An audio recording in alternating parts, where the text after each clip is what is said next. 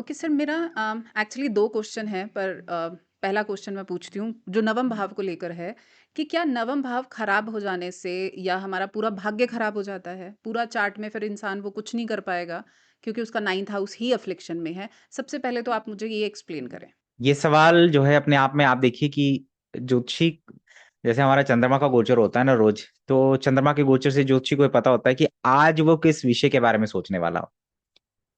मैं ऐसे ही चंद्रमा के गोचर के बारे में बता रहा हूँ क्योंकि हम चंद्रमा के गोचर के ऊपर आज कुछ समय से हम पोस्ट लिख रहे हैं, तो मैं बता रहा हूँ कि चंद्रमा के गोचर से देखो ये पता चलता है कि आज आदमी के थॉट्स क्या क्या आने वाले हैं, किस भाव में, किस किस किस विषय पे या किस जगह पे उसकी जो एनर्जी है, दिमाग का जो थॉट है वो कहाँ पे आज ज्यादा होने वाला है।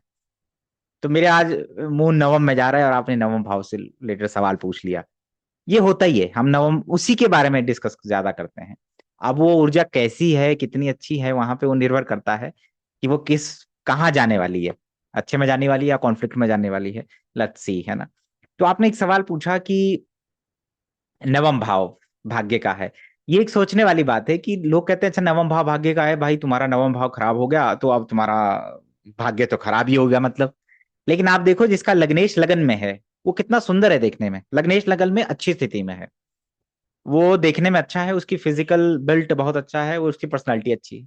लेकिन एक व्यक्ति का 9th हाउस अच्छा है, नवम भाव का स्वामी नवम में बैठा हुआ है, बहुत अच्छा है, लेकिन लगन लॉर्ड वीक है, तो उसकी पर्सनैलिटी नहीं है, तो क्या कहोगे किसका भाग्य है? हर भाव के अंदर उसका अपना एक भाग्य होता है। किसी व्यक्ति का चौथा भाव बहुत अच्छा है तो उसके पास माता है, उसके पास कंफर्ट है, उसके पास लग्जरी है, उसके पास घर है, सब कुछ है, गाड़ी है। नवम भाव खराब है उससे मतलब नहीं है। हर हाउस का अपना एक भाग्य है। ये जो भाग्य भाव नवम को दिया गया है वो दिया गया है कि आपके ऊपर जो गुरुओं की ब्लेसिंग है, पिता की जो ब्लेसिंग्स हैं या पिता के जो पूर्व पुण्य है, अपने भाग्य में क्या लेके पैदा हुए। ठीक है, तुम्हारा फेथ कितना है, गुरु में, रिलीजन में, धर्म में कितना फॉलो कर रहे हो, तुम्हारे अंदर मोरालिटी कितनी है, नवम भाव।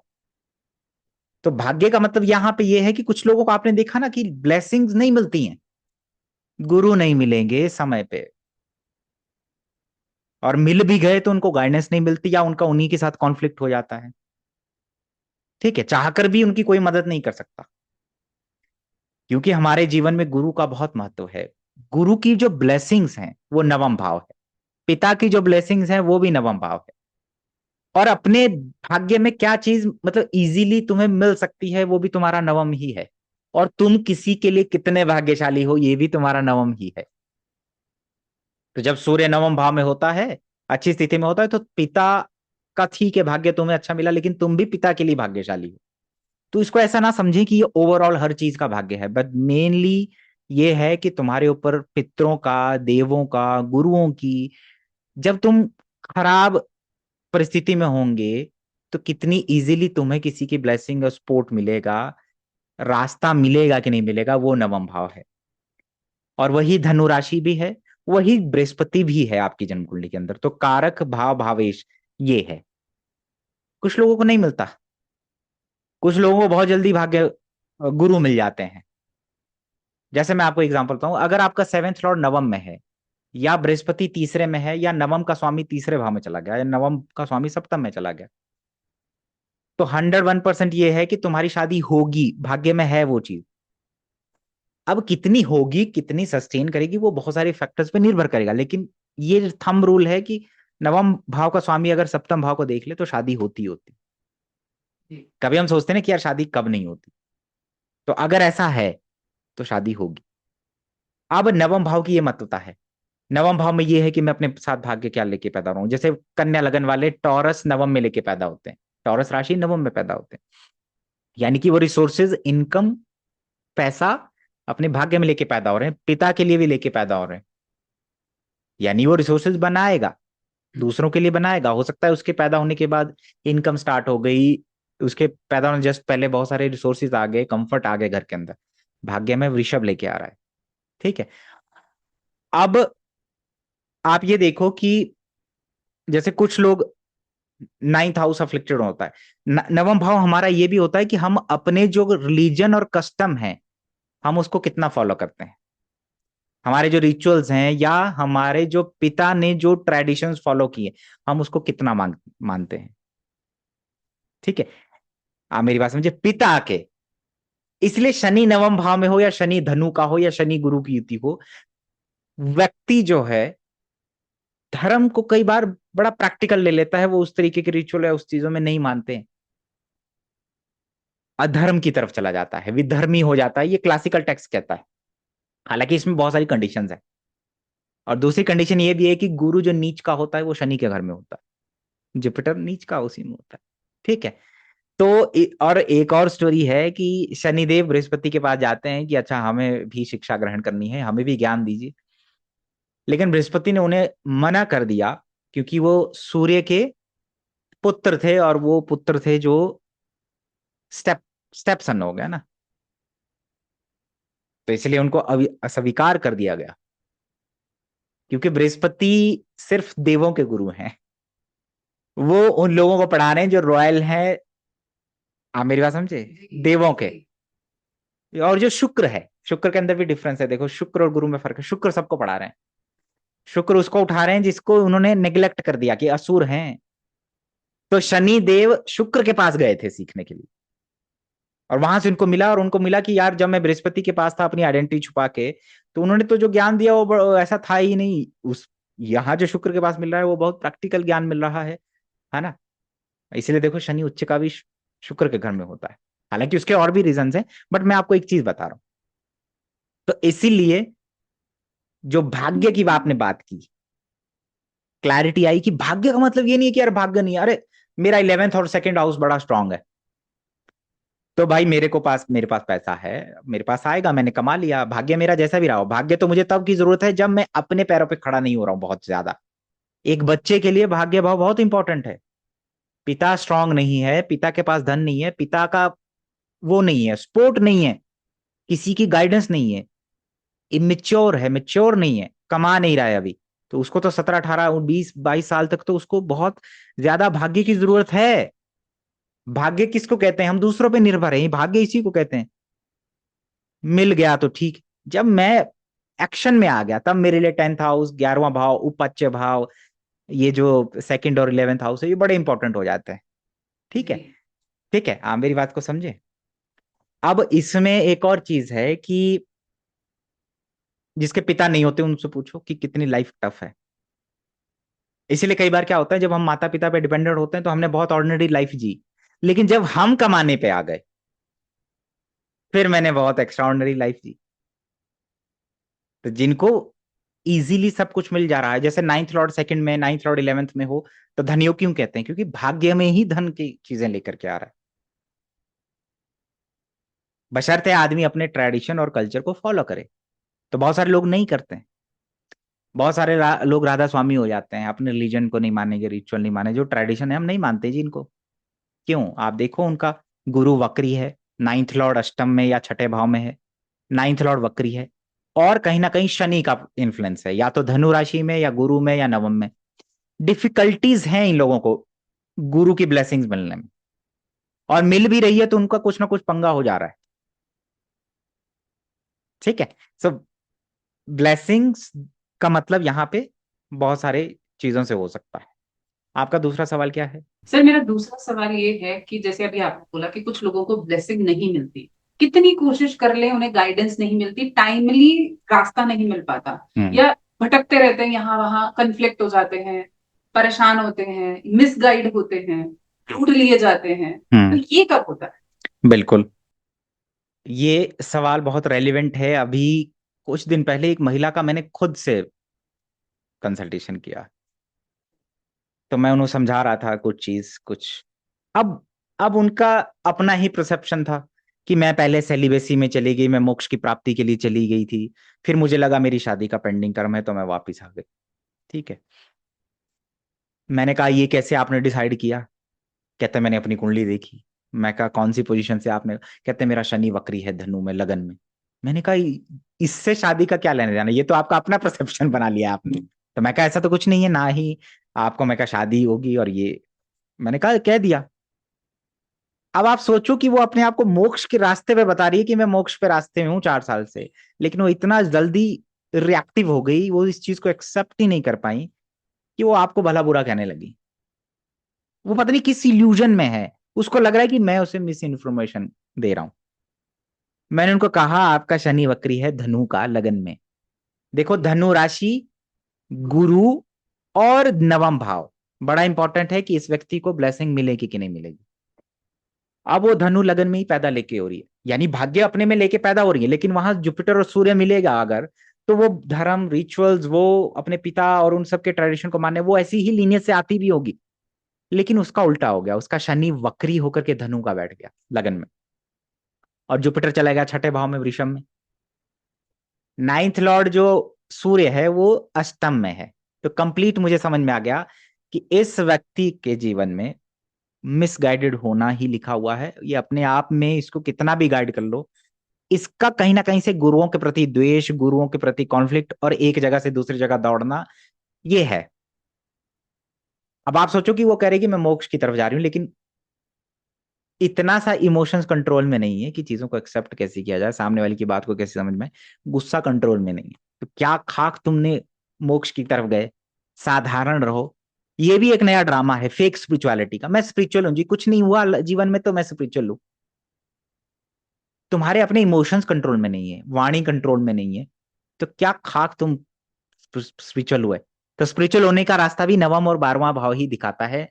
पाइसेस दिखाता है, केतु दिखाता है। आप देखिए कि केतु धनु राशि में उच्च का माना जाता है, और केतु मीन राशि के अंदर अपनी स्वराशि है।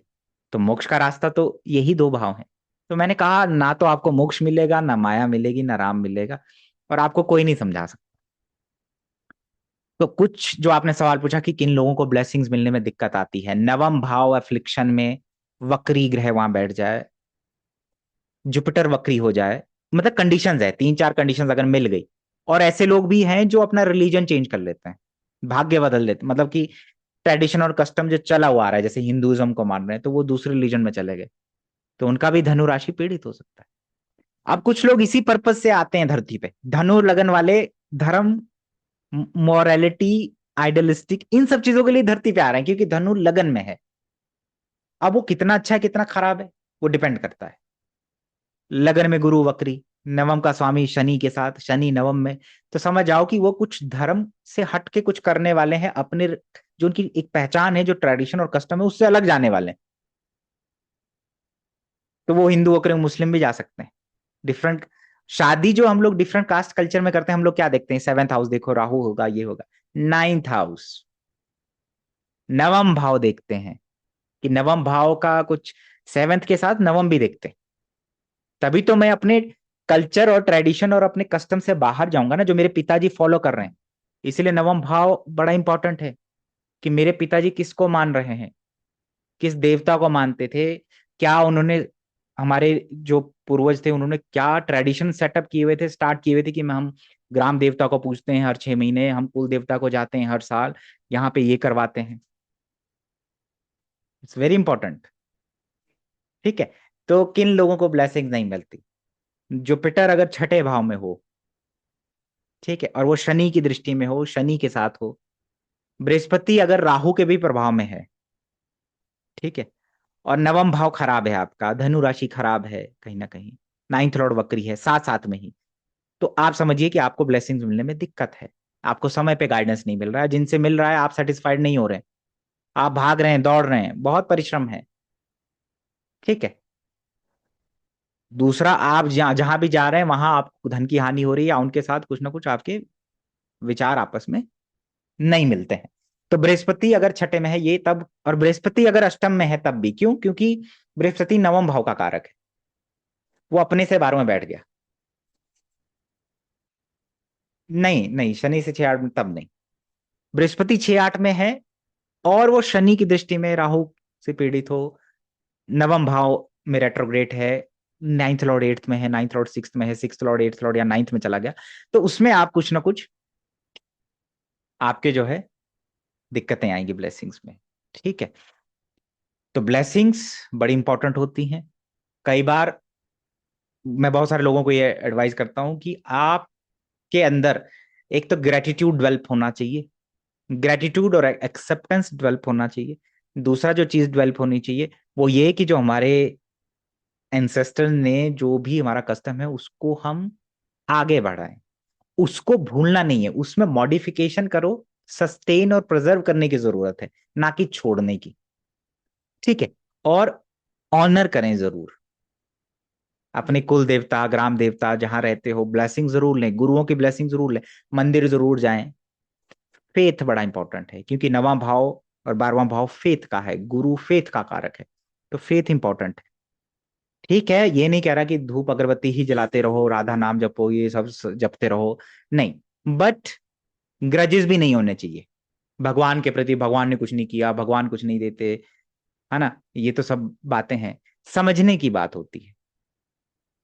आपको जब भी आप टेम्पल, आप किसी मंदिर में जाते हैं, पॉजिटिव फील करते हैं। आप हॉस्पिटल में जाइए, क्या फील करते हैं? दुख है, पीड़ा है, भगवान यहाँ कभी नहीं आना, ऐसे बोलो ना कि यहाँ कभी नहीं आना, मंदिर में जाके बोलते हो यहाँ कभी नहीं आना, नहीं, मन करता है वहीं बैठे। प्लेसेस वैसे हैं जहां, क्योंकि वहां मंदिर के अंदर फेथ है, होप है, 9th हाउस है, मतलब वहां पे ब्लेसिंग्स हैं, मिलेगा, कुछ ना कुछ मार्ग मिलेगा। भगवान ही के ने नहीं कहते कि अच्छा तुझे पत्नी का सुख नहीं मिल रहा है, मेरे मंदिर आ, मैं तुझे पत्नी का सुख देता हूं, ऐसा नहीं कहते हैं। क्लैरिटी आ जाती है, एक्सेप्टेंस भी आता है, विचार जो बहुत उत्तेजित हो रहे होते हैं वो शांत हो जाते हैं। भगवान को समझने की जरूरत है, पूजने की नहीं। लोग जब पूजने और रिचुअल से जब ऐसा करेंगे तो ऐसा मिलेगा हमें, तब उनका फेथ डगमगा जाता है। मैं नौकरी ढूंढ रहा हूं, मैंने इतने मंदिरों के दर्शन के लिए, लेकिन मेरे को नौकरी नहीं मिली, मैंने तो इतने दर्शन किए। मैंने, तो किसने कहा? भगवान ने कहा कि मैं नौकरी दूंगा, आओ मेरे पास, ऐसा नहीं है। समझने की जरूरत है, समझने की जरूरत है, तो 9th हाउस को समझने की जरूरत है, भगवान को समझने की जरूरत है। तो जो लोग बार बार मिसगाइड हो जाते हैं, ठीक है, भगवान दत्तात्रेय है ना, उनको मानना चाहिए, उन प्रकृति को मान लो। अगर आप देखोगे हमारे आसपास जो प्रकृति है, ये सब है, प्रकृति ही भगवान है, सबसे बड़ा भगवान प्रकृति है। तो प्रकृति को मानो, रिस्पेक्ट करिए, और मंदिर जरूर जाइए अगर हो सके। और दूसरा, कॉन्फ्लिक्ट क्रिएट नहीं करना चाहिए गुरुओं के प्रति, जहां भी आ जाओ, वो आपका कर्म है, कहीं ना कहीं आपका जुपिटर का 9th हाउस धनु राशि अफ्लिक्टेड है, तो आपके ये हो जाते हैं। बस आपने दिया जो उनको मिला, कंपैरिजन करना, उसमें एरर ढूंढना, नहीं नहीं ये तो ऐसे होना चाहिए था, ऐसे नहीं है, ये कहीं ना कहीं गड़बड़ क्रिएट करता है। आपको जिससे मिले उससे ज्ञान लेना चाहिए। बहुत सारे यूट्यूब पे भी तो लोग करते हैं, कंपैरिजन करेंगे, इसको नीचा दिखाने के लिए उसको बड़ा करेंगे, उसकी प्रेज करेंगे। क्या कर रहे हैं? ऑब्सेसिव हो जाएंगे एक के प्रति। क्या कर रहे हैं? इससे ये पता चल रहा है कि उनका 9th हाउस और जुपिटर कहीं ना कहीं राहु के इन्फ्लुएंस में है। ठीक है जी, समझ में आया? और कोई सवाल? सिर्फ और चीज आप बहुत बार बात करते हैं, बहुत बार बताते भी हैं, पर मैं चाहती हूँ कि आप व्यूअर्स के लिए भी बताएं, जैसे हम रिकॉर्ड कर ही रहे हैं हमारी हम्म। कन्वर्सेशन को, हम्म। कि कर्स ऑफ जुपिटर क्या होता है और कर्स ऑफ जुपिटर देखते कैसे हैं। देखिए, कर्स ऑफ जुपिटर का मतलब क्या है कि प्लैनेट्स आर सिग्निफिकेटर्स, प्लैनेट किसी चीज को सिग्निफाई करते हैं। सो जुपिटर जीव कारक है, जुपिटर इज द कारक of foetus as well, foetus. तो जो लोग अबॉर्शंस करवाते हैं, या जिनके हाथों से अबॉर्शंस होते हैं, आप देखिए कि उनका जुपिटर स्कॉर्पियो में केतु का राशि लॉर्ड होके, या जुपिटर कहीं ना कहीं 6-8 में मंगल के प्रभाव में, शनि के प्रभाव में चला जाता है। तो कर्स ऑफ जुपिटर का मतलब है कि कहीं ना कहीं वो जीव का दोष है, जीव हत्या का दोष है। जीव को जब बहुत ज्यादा सांप सताते हैं, किसी भी जीव को कष्ट पहुंचाते हैं, जिसका जुपिटर बहुत अच्छा होता है, वो जीवों से बड़ा प्रेम करता है। जीवों से क्या मतलब है? उसको लिविंग सिग्निफिकेशन चाहिए अपने आसपास, लोग चाहिए उसको, मटेरियलिस्टिक चीजें नहीं चाहिए, उसको लोग चाहिए, उसके लिए लिविंग सिग्निफिकेशन बहुत मैटर करती है। ठीक है। तो जब जुपिटर का कर्स होता है चार्ट के अंदर, तो साइनस से रिलेटेड इश्यूज होते हैं, अबॉर्शंस होते हैं, चाइल्ड बर्थ होने में दिक्कत आती है, और आपको, मैंने कहा कि ब्लेसिंग्स मिलने में तो दिक्कत होती है, गुरुओं के साथ नहीं बनती, गुरुओं के साथ नहीं बनती, या गुरु मिलते ही नहीं है, या मिलते हैं तब जब आपको जरूरत ही नहीं है, तब तक आप स्वयं ही गुरु बन चुके होते हैं। तो ये जो कर्स ऑफ जुपिटर वाली जो बात है, ये इस कंटेक्स्ट में मैं कह रहा था। हाँ, फिर उसमें बहुत सारी चीजें होती हैं, आपको उससे रिलेटेड हाउस में प्रॉब्लम भी आने लगता है, जिस हाउस में वो बैठा हुआ होता है, जहां जुपिटर बैठा हुआ है। बस अफ्लिक्शन में चला जाए तो एक कर्स ऑफ जुपिटर माना जाता है, स्पेशली छठे भाव में, अष्टम भाव में, कन्या साइन के अंदर अगर ये अफ्लिक्शन में है तो डेफिनेटली कर्स ऑफ जुपिटर देखने को मिलता है। ठीक है।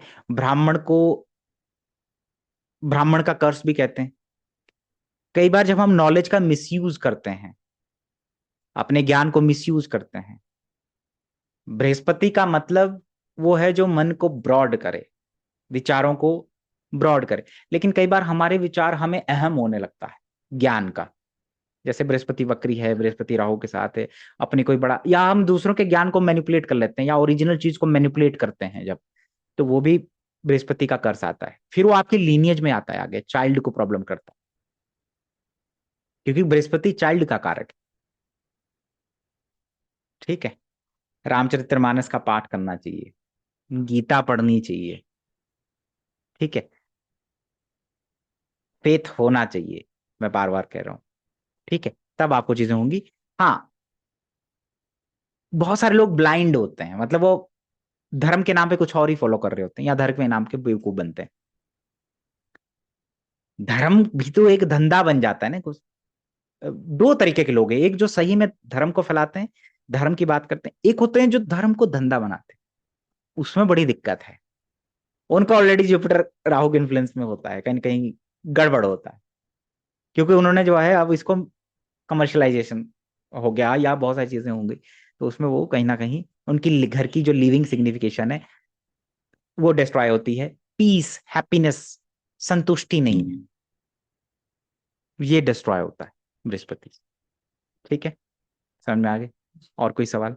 नहीं सर, आई थिंक यही सवाल थे मेरे। तो एक एंडिंग में अगर आप जुपिटर नाइन्थ हाउस को कैसे ठीक कर सकते हैं, या कई बार लोग रेमेडी पूछते हैं, मैं रेमेडी नहीं बोलूंगी आप, पर फिर हम्म, भी हम कैसे और अच्छा कर सकते हैं अपने नवम भाव को? देखो, ये जो आपको जैसा कैसा गुरु मिलेगा, कैसे डीटी की तरफ आप जाएंगे, कैसा गाइडेंस मिलेगा, ये आपके हमारे पूर्व जन्म के कर्म पे है, पूर्व जन्म के कर्म पे है।